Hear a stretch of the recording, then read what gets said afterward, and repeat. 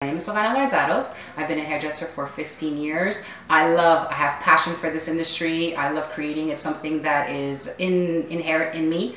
I would love to share myself with your team. I'm applying with you guys because I find that Kerastase is a company that is luxurious, is somebody, or not somebody, but a team that takes care of their team, that educate and that inspire. And that's something that for me is very, very important. I do speak 5 languages. I have been an educator and an artist for ABBA and American Crew. It is something that inspires me and is something that at this point in my career, 15 years later, I'd like to give back. So I'll show you a little bit of my work, and then from there we can go on.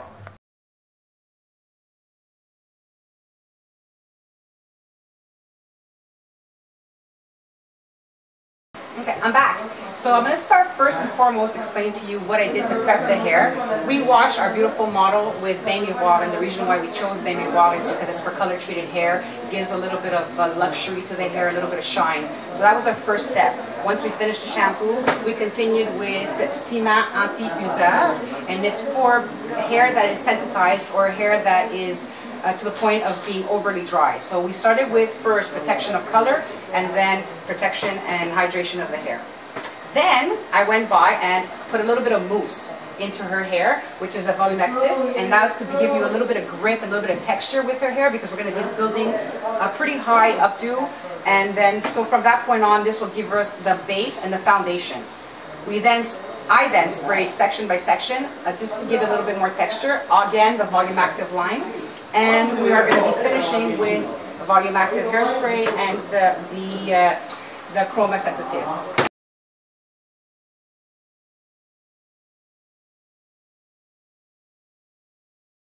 Okay, so the first thing I did is I isolated 2 sections of her head. You can't really see right now because I've already created the line, but I've taken a section temple and temple.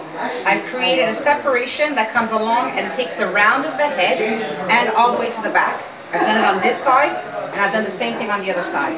Taken my comb, I've taken the blow dryer and actually pushed the direction of the hair so that it pulls upwards, and then put some bobby pins internally so that that becomes the foundation of the volume that I'm creating on top. This next step that follows is making braids. This updo is done in basically 5 sections. Section number 1, which is separating. Section number 2 is pulling the hair back. And then section number 3, 4, and 5 will be 3 individual braids on the top of the head, so that after we can stretch them out, create the volume we need, and make it a really, really funky updo. So I'll be back.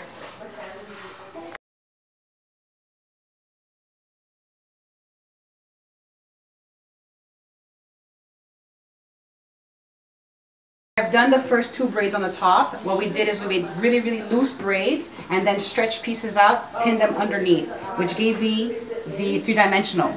Okay, so if you see.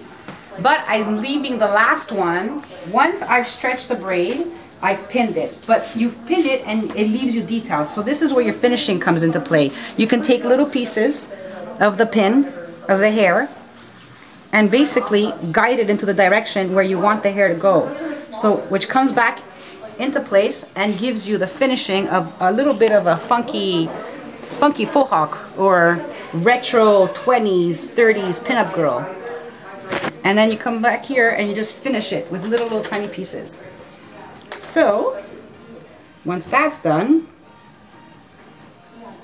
it's an updo that's fun, it's flirty. We come back in here, finish a few little hairspray bottles first. How's that?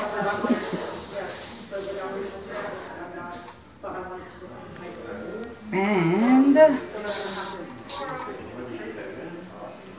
look, when you're working with updos or anything that's creative, and you tend to look at your piece a little too long, sometimes it's a little hard to see what you're doing. My little point is always take a step back, turn around, and look at it from about 1 foot away, and then you'll get to see everything. And there it is. It's clean, it's simple, it's fun, it's flirty, it's young, and it's fashionable. Thank you very much. I'll see you soon.